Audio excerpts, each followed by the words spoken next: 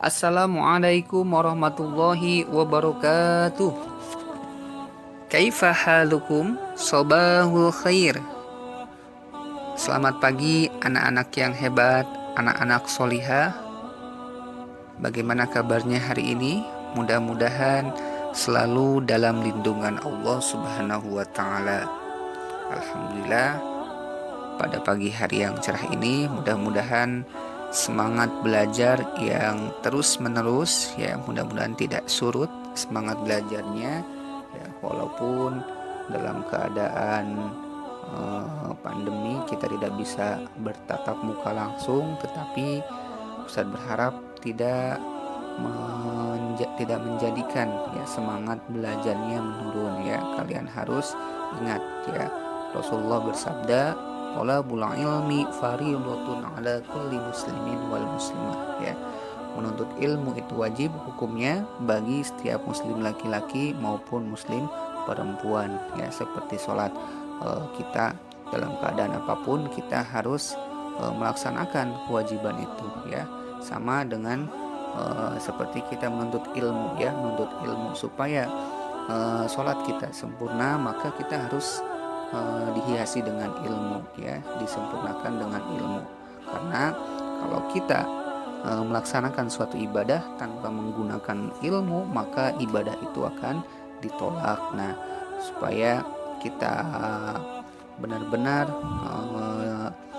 berharap, ya, mengupayakan supaya ibadah kita diterima, maka kita harus terus menuntut ilmu, ya, ilmu agama maupun ilmu pendidikan atau ilmu sosial atau ilmu pengetahuan, ya. Nah, mari kita awali pembelajaran hari ini dengan berdoa kepada Allah Subhanahu wa Ta'ala. Mudah-mudahan Allah memberikan ilmu kepada kita semua, ya, ilmu yang bermanfaat dan pemahaman yang sempurna. Amin ya Allah ya Rabbal Alamin. Silakan berdoa secara mandiri di rumah masing-masing.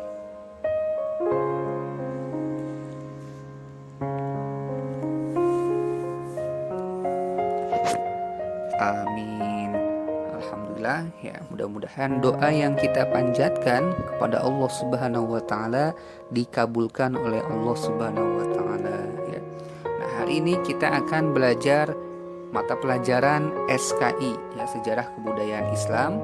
Nah, dengan tema pembinaan Nabi Muhammad SAW di bidang ekonomi, agama, dan di bidang pertahanan, ya. Setelah minggu lalu kita membahas tentang pembinaan Nabi Muhammad di bidang sosial.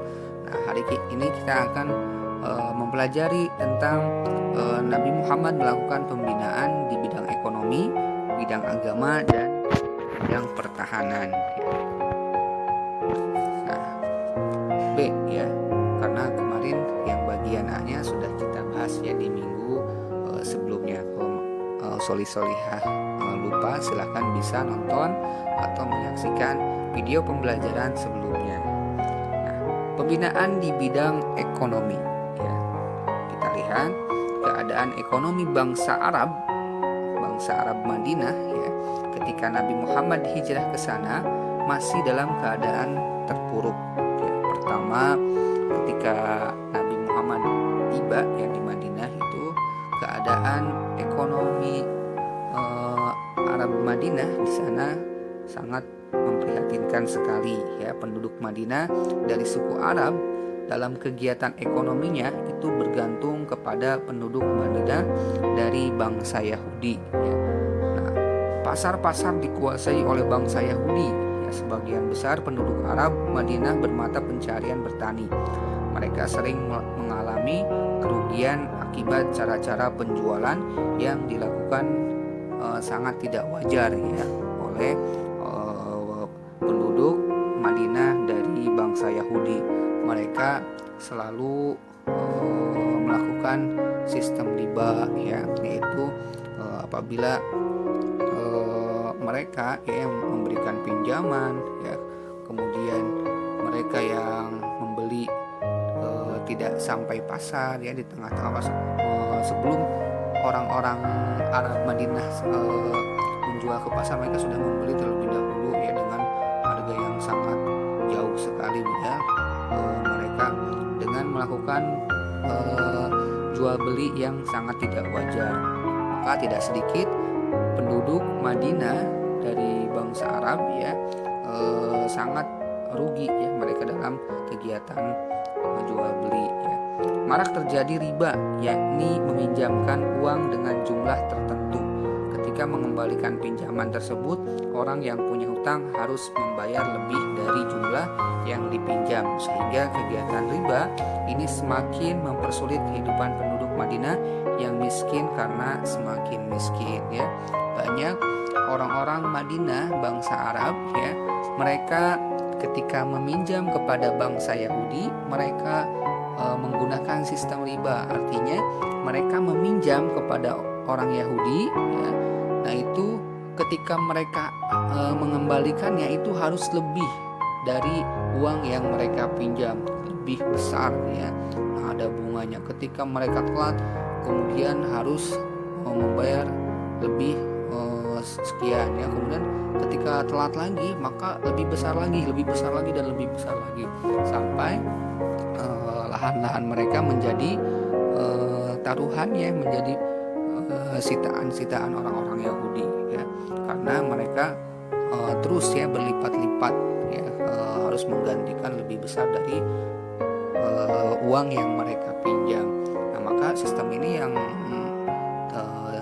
dilarang ya menurut aturan Allah Subhanahu wa taala, karena ini adalah riba. Kullu qardin jaro manfaatan fahuwa riba ya, setiap pinjam meminjam yang di situ ada unsur mengambil manfaatnya maka itu adalah riba. Jadi kalau kita ingin meminjamkan kepada orang lain ya, kita jangan meminta harus dikembalikan. Kalau kita minjam 1.000 terus nanti kalau kamu harus kembaliinnya 5.000, nah itu nggak boleh ya kalau kita yang seperti itu. Tapi kalau misalkan kita meminjamkan kepada orang lain terus tiba-tiba orang lainnya memberikan lebih, misalkan bukan keinginan kita, nah itu tidak apa-apa. Tapi kalau kita yang dari awal kita menentukan kamu minjem 1.000 tapi kamu harus kembaliin 5.000, nah itu adalah yang dilarang oleh Allah Subhanahu wa taala, riba ya. Nah maka apabila ada barang yang masuk ke dalam tubuh kita ya dari uang tersebut ya, uang riba tersebut, maka itu akan menjadi bara api ya. Naudzubillah summa naudzubillahi min zalik ya. Nah kemudian selanjutnya, nah permasalahan penduduk Madinah dari suku Arab bertambah besar ya, karena sebelumnya memang mereka keadaan ekonominya memprihatinkan. Nah setelah Madinah menjadi tempat pengungsian kaum muhajirin dari Mekah yang tidak membawa harta sedikit pun, dalam keadaan seperti itu Rasulullah SAW sebagai pemimpin mencoba membuat program-program memajukan ekonomi kaum muhajirin dan kaum ansor yang berada di Madinah ya.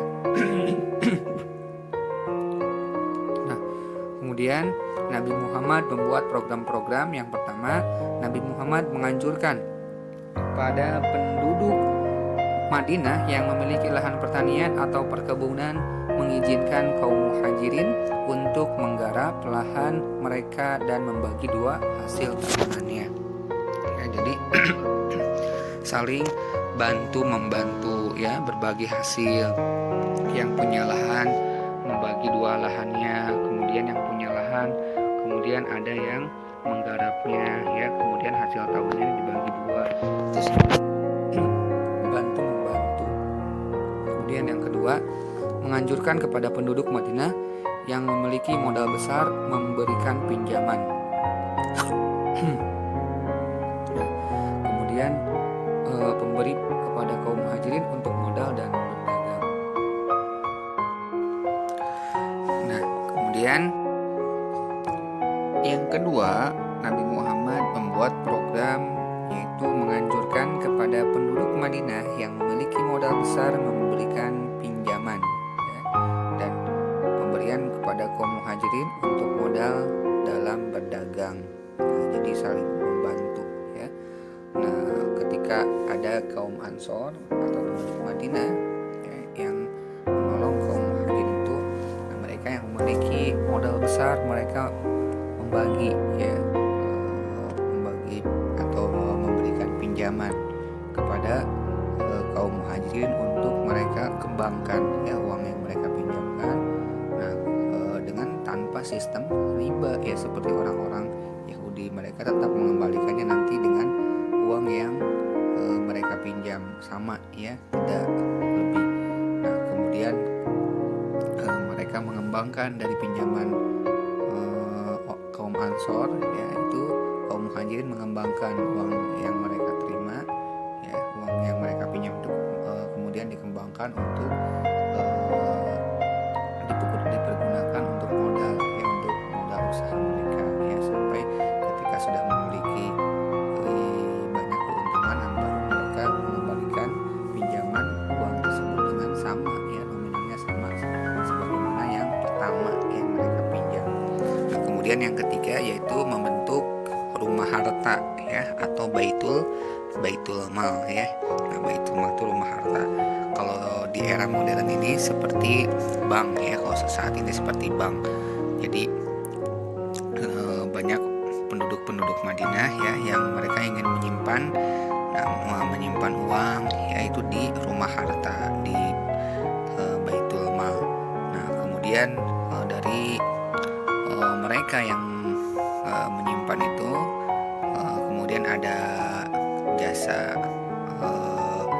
misalkan jasa menyimpan itu. Nah, dari keuntungan itu, nah itu untuk dibagikan lagi ya kepada orang-orang miskin dan fakir ya, mohon maaf ini bukan kafir tapi fakir ya, salah ngetik ya, mohon maaf. Nah, kemudian selanjutnya pembinaan di bidang agama ya. Kalau tadi Nabi Muhammad melakukan pembinaan di bidang ekonomi ya, dengan membuat sebuah program-program yang luar biasa ya, yang alhamdulillah ya, dengan program tersebut ekonomi penduduk Madinah menjadi lebih maju ya.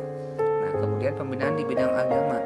Nah, manusia terdiri dari dua unsur, yakni unsur jasmani dan unsur rohani. Di dalam membangun masyarakat Madinah, Nabi Muhammad SAW tidak hanya membangun segi jasmaninya saja, ya, tapi juga rohaninya, sehingga terbentuklah manusia-manusia yang kuat, tidak mudah putus asa, dan bersemangat dalam bekerja serta belajar. Nah, karena pentingnya pembinaan dalam masalah agama, yang pertama kali Nabi Muhammad lakukan ketika sampai di Madinah adalah membangun tempat ibadah, yakni Masjid Quba ya. Masjid Quba menjadi pusat tempat pembinaan rohani kaum muslimin di Madinah. Keagamaan mereka dibina dan dikuatkan sehingga menjadikan mereka orang-orang yang senantiasa baik dan kuat serta sabar dalam menghadapi cobaan ya. Nah, Masjid Quba adalah masjid yang pertama kali Nabi Muhammad bangun di Madinah ya.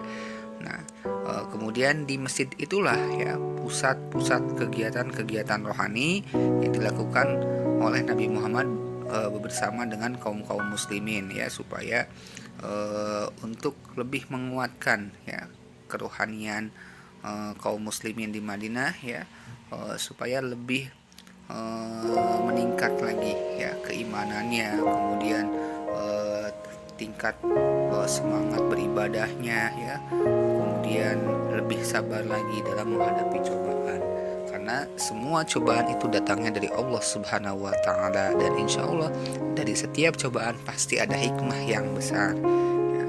Nah, kemudian Nabi Muhammad mengadakan sebuah kajian-kajian Islam ya, di Masjid Quba tersebut. Selanjutnya pembinaan di bidang pertahanan. Kurang dari 1 tahun setelah Nabi Muhammad tiba di Madinah, turunlah perintah Allah Subhanahu wa Ta'ala untuk melawan orang-orang yang memerangi Nabi Muhammad SAW dan kaum muslimin ya, yang mana perintah ini turun ya, atau wahyu ini turun ya, yaitu ada di dalam Quran surah Al-Hajj ayat 39 ya, yang intinya perintah itu adalah menyuruhkan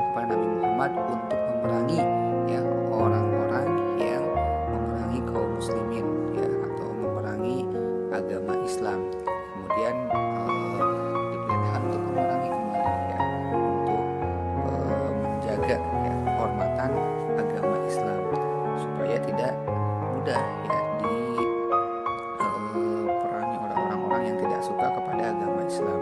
Nah, Nabi Muhammad memusatkan perhatian di bidang pertahanan dengan membentuk beberapa kelompok yang akan diberangkatkan untuk berpatroli memantau situasi di sekitar selatan barat dan timur Madinah. Hal ini bertujuan untuk unjuk kekuatan kepada siapa saja yang mencoba meneror Muslim di Madinah, khususnya kaum Quraisy yang selalu menggunakan jalur dagang dekat wilayah Madinah. Ya. Nah, kemudian bagaimana upaya Nabi Muhammad, yaitu dengan membuat kelompok-kelompok untuk berpatroli ya di perbatasan Madinah. Ada yang di bagian barat Madinah, kemudian ada yang di bagian timur Madinah ya. Nah, kemudian kelompok-kelompok tersebut ya dilakukan pembinaan oleh Nabi Muhammad tentang keamanan ya. Kemudian kelompok patroli tersebut adalah sebagai berikut ya, dibagi 4 kelompok. Kelompok pertama itu dipimpin oleh Hamzah ya, yaitu paman Nabi Muhammad SAW, yaitu bertugas ke Al-Is ya, nama tempatnya Al-Is. Nah, kelompok ini bertugas untuk mempertahankan ya daerah perbatasan Madinah ya di daerah Al-Is ya. Kemudian kelompok kedua dipimpin oleh Ubaidah bin Haris ya. Kemudian dan Sa'ad bin Abi Waqqas. Sa'ad ya, bukan sangat. Sa'ad, mohon maaf ya tulisannya ketikannya agak sedikit typo. Nah, ini maksudnya Sa'ad bin Abi Waqqas ya ke Hijaz. Nah, ini Ubaidah bin Haris dan Sa'ad bin Abi Waqqas beserta orang-orang Muhajirin dan Ansor ya, yang ditugaskan, yang dipimpin oleh Ubaidah dan Sa'ad, ini ditugaskan ke daerah Hijaz ya, yaitu perbatasan Madinah. Kemudian kelompok ketiga dipimpin langsung oleh Nabi Muhammad guna membuat perjanjian damai dengan penduduk Banu Zarma ya di dekat Yanbu dan Zawal Usairoh ya. Nah, kelompok ketiga ini dipimpin langsung oleh Nabi Muhammad karena Nabi Muhammad ingin membuat perjanjian damai ya, supaya tidak memerangi ya, supaya bisa hidup dengan berdekatan ya dengan orang-orang penduduk di sekitar Madinah, yaitu dari kalangan Banu Dharma, kemudian dan Zawal Usairoh. Kemudian yang kelompok 4 dipimpin oleh Abdullah bin Jahsh ya, ke Nakhlah untuk memata-matai rombongan kaum Quraisy yang pulang dari Syam membawa barang-barang dagangan. Nah, kelompok 4 ini ya adalah berjaga-jaga mereka untuk melihat gerak-gerik orang-orang Quraisy yang pulang dari Syam. Nah, khawatir ada dari orang-orang Quraisy ini yang mereka ingin memerangi orang-orang kaum muslimin yang ada di Madinah. Maka Abdullah bin Jahsh ya itu memata-matai rombongan kaum Quraisy tersebut ya.